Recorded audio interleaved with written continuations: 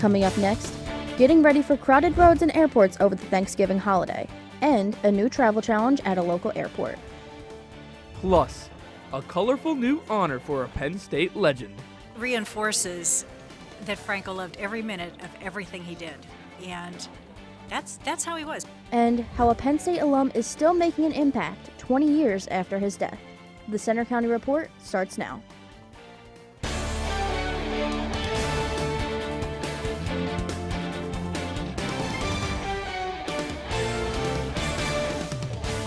Good afternoon, I'm Alyssa Wagner. And I'm Matt Cabral. Thanks for joining us for the Centre County Report. Our top story, whether you're flying or driving, get ready for a big crowds and heavy traffic starting this weekend. AAA says it's going to be the busiest Thanksgiving period in several years, with 55 million people traveling and a record air passengers number. Thousands will hit the road from Centre County, including the Penn State student exodus and others heading out of the town. For those flying out of State College, another layer of challenge, one less major airline. If you're hitting the road or flying for the holiday next week, you're not alone. AAA predicts this will be the third busiest Thanksgiving travel period and more than 2 decades of tracking it. State College Regional Airport expects a busy holiday season, but this year there's one less major airline servicing the airport. Delta suspended flights to and from here in June because of a short staffing. Their crew situation is as bad, if not worse, than the other airlines. James Meyer, executive director of the Centre County Airport Authority, says Delta hopes to bring service back, but it may not happen for 2 more years. Airlines nationwide are still trying to staff up after pandemic layovers. The State College Regional Airport on average pushes out around 8 flights per day, but with the holidays being around the corner, airline services have added an extra 3 to 4 flights to accommodate to busy holiday traffic. Frequent flyer Ken Stevenson says it's still not enough. Maybe more flights. I mean, I think Chicago only has like two flights a day, something like that. Maybe a later flight in the afternoon would be great, but I don't know if that's logistically possible. So, Meyer says if Delta does return in 2025, the flights will be to and from Detroit. For thousands of international students at Penn State, the decision of traveling home can be a tough one. From high costs to long flights, sometimes it's not worth it. John Calavita reports. In just a few days, Penn State's busy campus of 48,000 students will look more like a ghost town as most of them head home for the Thanksgiving holiday. Mercedes Batista is one of them, traveling home to the Dominican Republic. She's excited to see family, but the trip comes at a cost. I would say it's a lot, both in the effort they have to put to go home and both in the economic side. According to Penn State Global, there are over 9,000 international students at University Park and nearly 11,000 international students across all Penn State campuses. So this long trek home is a common occurrence. Batista says the flight to Santo Domingo will cost her more than $2,000 and includes a long layover. Typically it's like an hour, but this time my flight got changed. So now the layover is going to be 8 hours. Many international students don't even have the option to go home and instead will stay on campus, like Colombia native Isaac Arabiles Venegas. The pandemic really had a toll in a lot of prices overall, like for plane tickets, everything in general. So the only time I've been back to my country actually has been last winter. Penn State does allow students to stay in residence halls, but that's an extra $500+. Venegas says his trip home last Christmas wasn't easy. He had to catch a bus from State College to New York, then a flight to Atlanta, then another flight finally home to Bogota, Colombia. Yiming Wong hasn't seen his family in over 3 years, but thanks to a Pennsylvania host family he had in high school, Thanksgiving is something he loves. Turkey, right? And mashed potatoes, sweet potatoes, casserole, you know, that is really delicious. Wong won't go home to China until after he graduates in May, but he's thankful for his time here at the holidays. It's kind of like most important step for my American journeys. In University Park, I'm John Calavita for the Centre County Report. Here's an example of how expensive it can be. A flight from State College to Wong's home in Beijing currently costs $3,600 on Expedia and would be more than 40 hours of travel. A group of Penn State families is suing the university over its COVID response. The case has actually been winding its way through the court system for 3 years. The families want a tuition refund after Penn State switched to remote learning during COVID. They claim remote options are subpar and not even close to an in-person education. Penn State isn't the only school facing a lawsuit over pandemic changes. In similar class actions, the University of Pennsylvania has proposed a $4 million settlement, while Point Park University did a settlement for more than $1 million. A Penn State alum and veteran is still making an impact 20 years after his death. I spoke with his family. When I walk into a room full of uniforms, I never question if they have my back. Every year, Veterans Day honors those who serve. But for the Fawns family, it's much more than that. He was born on Veterans Day. He was born to be a soldier. It's the way we feel. I often wonder where he'd be now, how far he would have taken his military career. Captain Brian Fawns graduated from Penn State in 1996, following in his father and sister's footsteps. He knew from the time he was 12 what he wanted to do when he grew up, and he never lost that sight. After graduation, he entered active duty in Fort Drum, New York. He then served in Egypt, Japan, and Iraq, where he died. One day we had to go into an area where we were told there was a lot of weapons being held, and we had to ransack the village, and we literally tore these houses apart. I remember going up to Brian and saying, sir, hey, look, we didn't find anything. He goes, did you tear everything apart? I go, we tore it to the floor up. He goes, good. Now go back and put it all back together. That just goes to a testament to his character. He was looking out for everybody, not just himself. Even though Captain Fawns died over 20 years ago, he is still making an impact today. By the time you get to your first or second year, you realize how important the family is to Penn State ROTC. The Captain Brian Fawns Award is presented annually to a graduating Penn State Army ROTC student who best demonstrates the spirit, leadership, and courage of Brian Fawns. We love our military and we're very, very thankful. Their commitment to service to our country, it is not an easy life. The money helps the recipient begin their military career with buying uniforms, boots, and other required gear. To have them take that load off me when I had roughly $300 to my name was a huge help. The Fawns family will choose the 21st Captain Brian Fawns Memorial Award winner in April.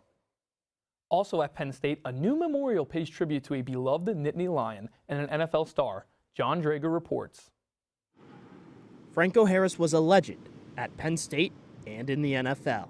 Franco loved every minute of everything he did, and that's how he was. His widow Dana says Franco's personality made him a fan favorite. You don't just meet Franco, you got to experience him, because when he talked to you, that was it. You were the world, and he appreciated that.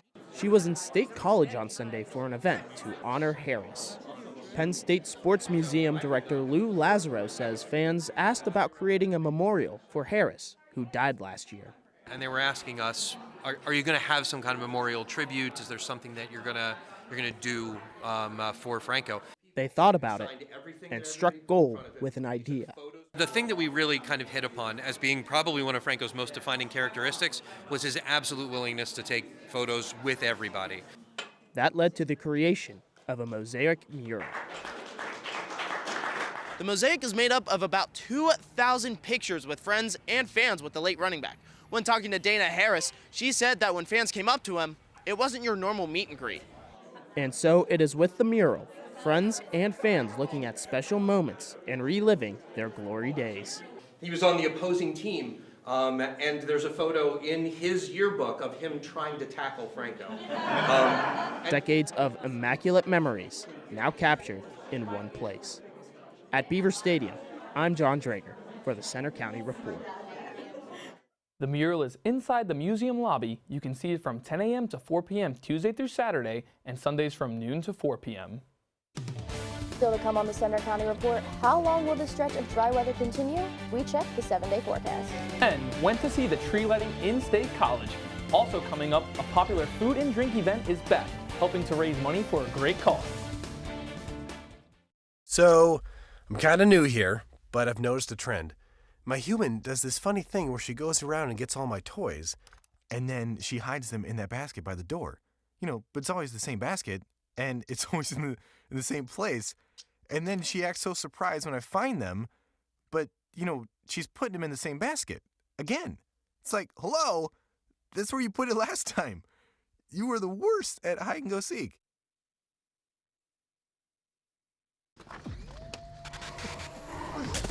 Multiple studies have shown that marijuana can slow both driver reaction and response time, which can be really dangerous.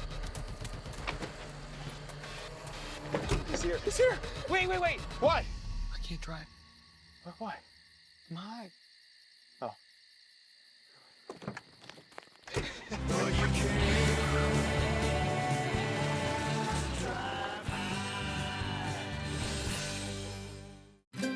Stream the best of PBS on any device with the PBS Video app. All your favorite drama, history, science, news, and documentaries, all in one place. Watch your PBS station live or catch up on the shows you missed. Discover new favorites from PBS and locally produced shows from your station. Get the PBS Video app now and stream the best of PBS anytime, anywhere. We care about things that affect the lives of every American. We are there at the front line to get to the heart of what really matters in every issue. This country has not seen this in 80 years. This extraordinary moment in American history. You're making such a huge impact. Trust is at the heart of what we do.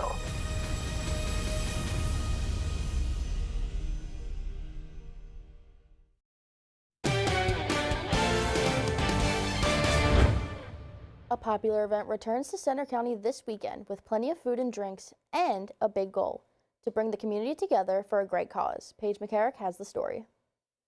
It's the signature fundraising event for Center County United Way, Taste of the Town. The event returns this weekend to State College. Last year, snow canceled the fun, but it's back this Sunday at the Penn Stater Hotel, featuring more than 30 local restaurants, breweries, wineries, and distilleries with samples available. Guests can also join in silent and live auctions. Folks get to come together, have a fun evening of conversation and enjoyment. Taste of the Town began more than 25 years ago in 1997. It started as part of the Project AIDS program, created to bring people together in the community for a good cause. When the AIDS program closed, Taste of the Town was gifted to Center County United Way to continue fundraising. We are an organization that raises funds so other organizations can do their work and help folks. So we have 25 partner agencies, and we raise funds so that they are able to address needs within the community. We focus on health, education, and financial stability. Here behind me at the Penn Stater Hotel is where Taste of the Town will be held this Sunday, November 19th from 5 to 8 p.m. Currently, there are 400 people scheduled to be in attendance. Taste of the Town wouldn't happen without some of our amazing sponsors.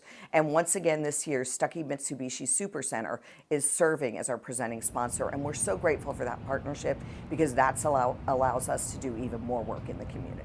The original founder calls the event an experience born out of love for people in need. In State College, I'm Paige McCarrick for the Center County Report. There are plenty of other ways to help too. If you're interested in becoming a United Way volunteer, you can find more information on their website, ccunitedway.org.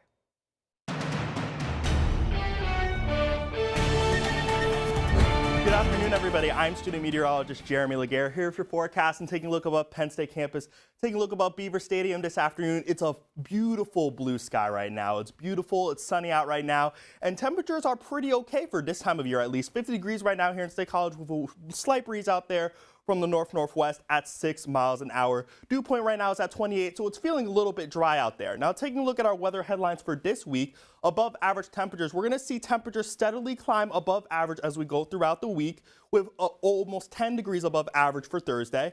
As we go into Friday and Saturday, that's when we have the most chance of rain for this week, and then we're going to cool back down after that rain in this weekend. Now, taking a look at our temperatures across the state, we're generally in the 40s and 50s with slightly warmer temperatures to our southeast, already in the mid-50s in places like Harrisburg and Philadelphia. And this is really where we're going to stay across the state, this kind of temperature range in the 40s and 50s for the rest of the day today. Now, taking a look at our almanac, because the normal high for this time of year is 49 degrees, and this is where we're going to be around today. We might push 50 today, but then as we go throughout the week, temperatures are going to be up to 10 degrees above average, especially later this week on Thursday. Now, taking a look at our radar, as you can see, we're mostly clear for now, and for the next 48 hours, it's really just going to stay clear. We may have a few clouds here and there, but overall, as you can see, going into this evening, we are clear. Going into tomorrow morning, a few clouds will move into the area for tomorrow morning, but overall, we're going to be pretty clear. Now, as we go into Thursday, we're going to be staying sunny, but this is going to change as we go into Friday, because as we go into Friday, a cold front will approach from the north, and this is going to be bringing us rain for Friday night into early Saturday. Now, the good news is this rain is going to move out of our area Saturday morning, and by Saturday evening, we should be mostly clear across the Commonwealth. Now, going into Sunday, we may have a few clouds around, and we can't rule out the chance of an isolated shower, but overall, the best rain chance is for late Friday into early Saturday. But for today here in State College, 51 degrees with mostly sunny skies. We're going to drop down to the 20s tonight with a little bit of a breeze, winds light and variable. 28 degrees is the expected low for tonight. And then for tomorrow, a high of 55 degrees with sunny skies. It's going to be a beautiful day.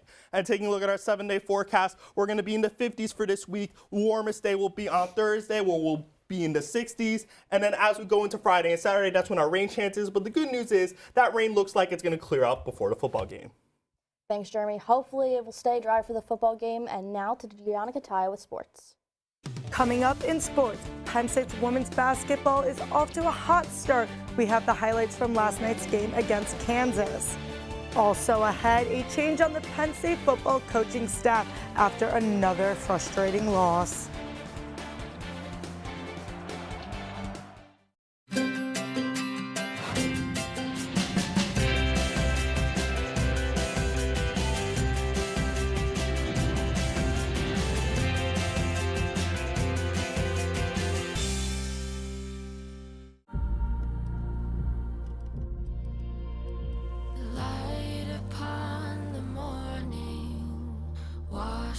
My skin, think it's time I find my place here. Fasten your seatbelt.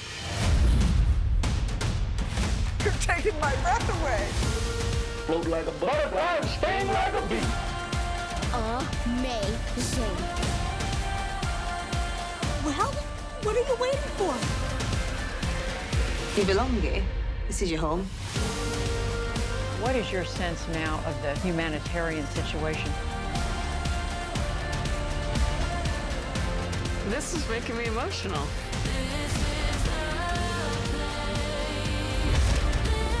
This experience I'm going to carry with me the rest of my life. I'll always be so grateful for everything you did for me.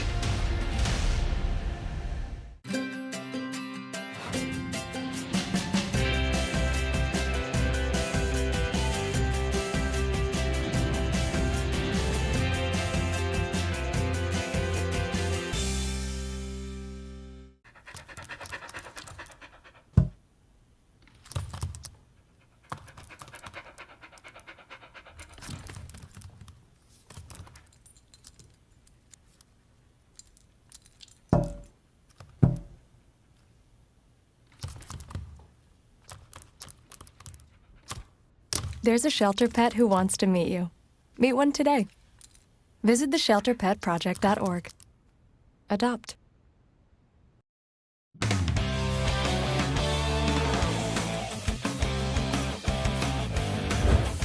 I'm Gianna Kataya with sports. We start with a big change on the Penn State football coaching staff.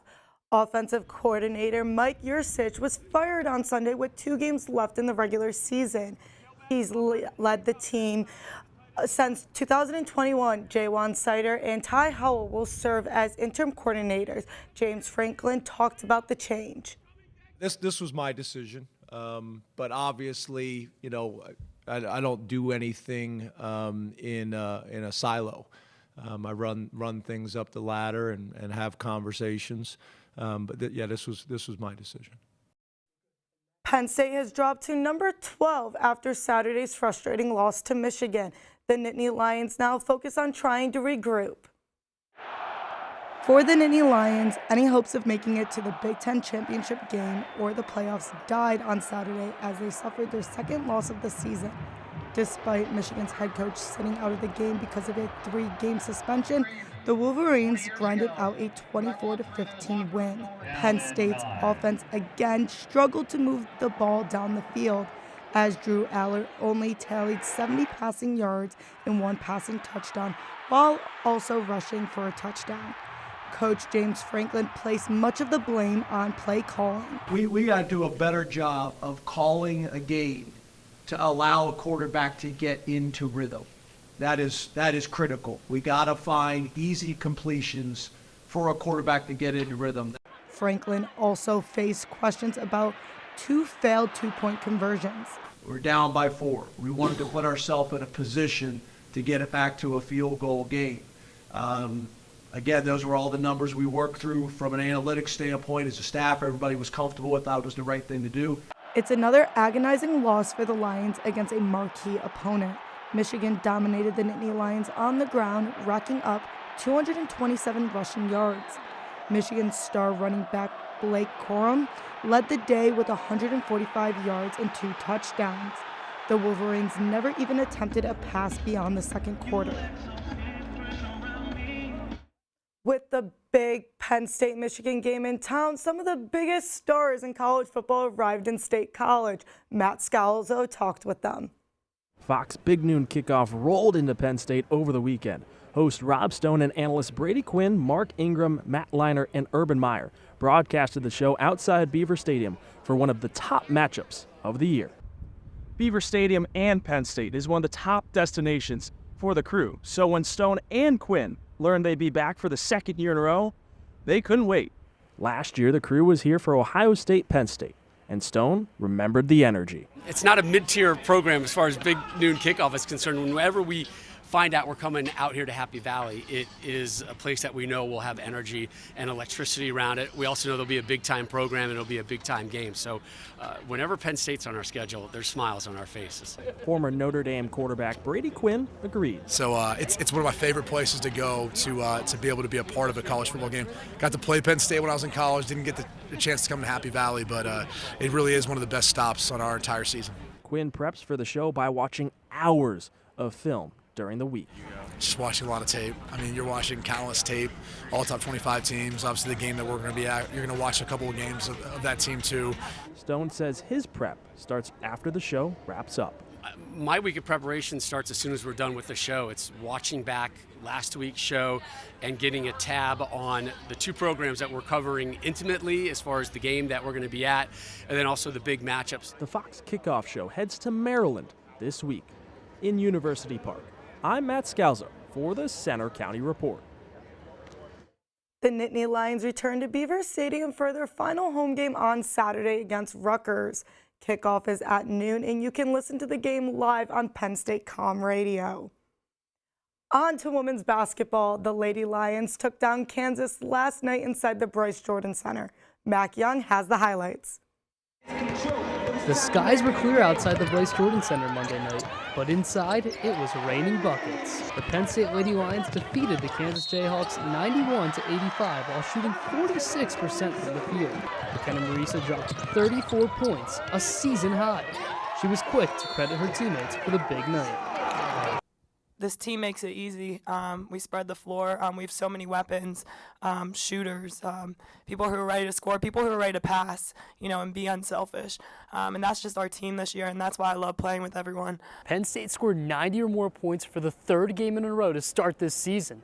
They only scored 90 points 3 times all of last year, and they did most of the damage from out here in three-point land, scoring 12 three-pointers. The Lady Lions knocked down the D-ball at an impressive rate, going 12 for 26 from long range. Head coach Carolyn Keeger believes her team's offense has even more in store and is hoping their early season strides will put more fans in the BJC seats.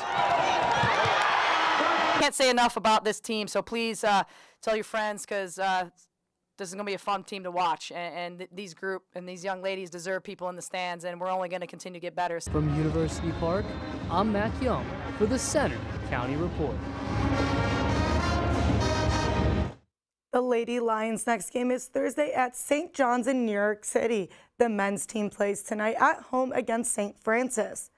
There's heartbreak and happiness for Penn State soccer. The men's team lost in the Big Ten Championship over the weekend and will not advance to the national tournament, but the women are moving on. The Nittany Lions beat Central Connecticut State 7-0 at Jeffrey Field in the NCAA first round on Friday. Peyton Linehan led the way with her 2nd career hat trick. They'll take on Santa Clara in the 2nd round Friday night at home. And Penn State men's hockey will be back on the road to Michigan this week. The Lions played Michigan State over the weekend. In Game 1, they battled back from a 3-goal deficit to tie before Ryan Kerwin netted the winner in the shootout. Game 2 saw the Spartans break a tie with a pair of third-period goals to win. Coach Guy Godowski will look for his 200th career win in Ann Arbor this week.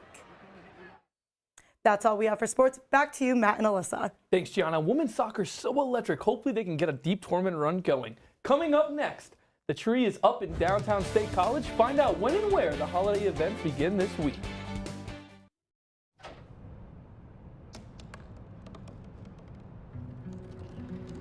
They said I couldn't dream. Called me a piece of trash and swore that's all I'd ever be.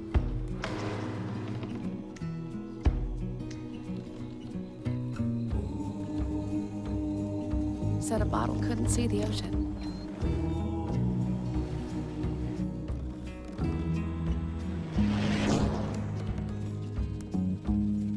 Give up. Go back to the dumpster.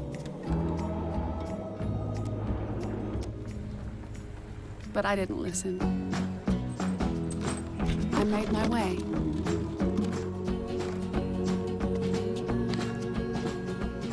And now, I am what I've always wanted to be.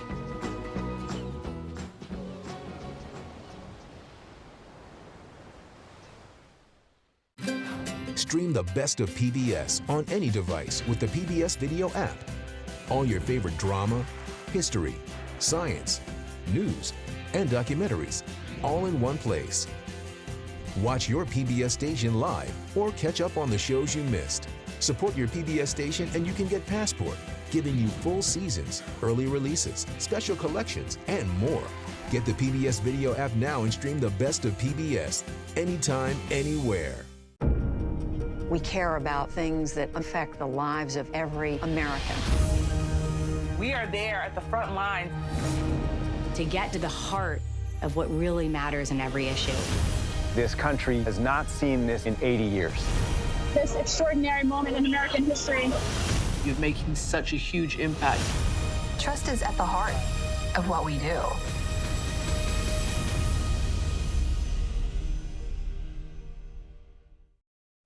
The holidays are almost here and the season kicks off this week in State College. The Christmas tree is up along College Avenue and the annual Light Up the Night event is set for Thursday from 5 to 8 p.m. There's plenty to do, including a Santa visit, free trolley rides, performances, and a tree lighting ceremony. Activities will happen on Allen Street at MLK Plaza. That's all for today's newscast. We hope you'll join us Friday for our next local news update. But you can follow us anytime on our breaking news on our Center County Reporting X, and you can see our stories on our Facebook page, Instagram, YouTube, and our website. Have a good afternoon.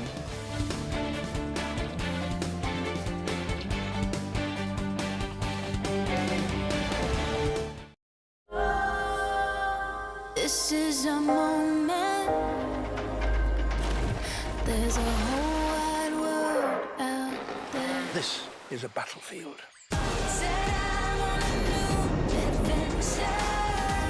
The river is the most important part of nature. Humans have never done this before. So many senses have come alive. We go with what the environment gives us. We are supposed to protect it. It's a real drama, and it's unfolding right in front of you.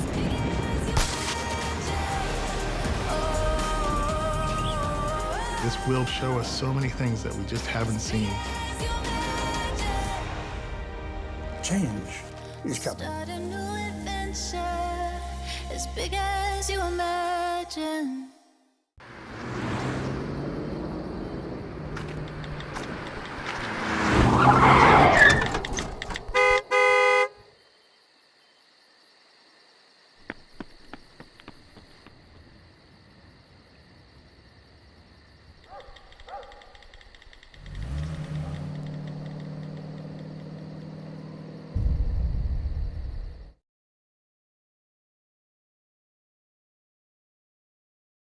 So you see, son, Good manners are important. Should I go through it again? Yes. Yes, please. Yes, please. Exactly. Always say please, thank you, you're welcome, excuse me, sit up straight, hold doors open for ladies. If the door's locked, knock first. Don't burp, don't swear, don't stare, don't use bad language, or talk with your mouth full. Keep your elbows off the table. What table? Don't interrupt. Cover your mouth when you cough or sneeze. On the bus, give your seat up to anybody who has trouble standing. Bottom line, treat others the way you want to be treated. Got it? Got it.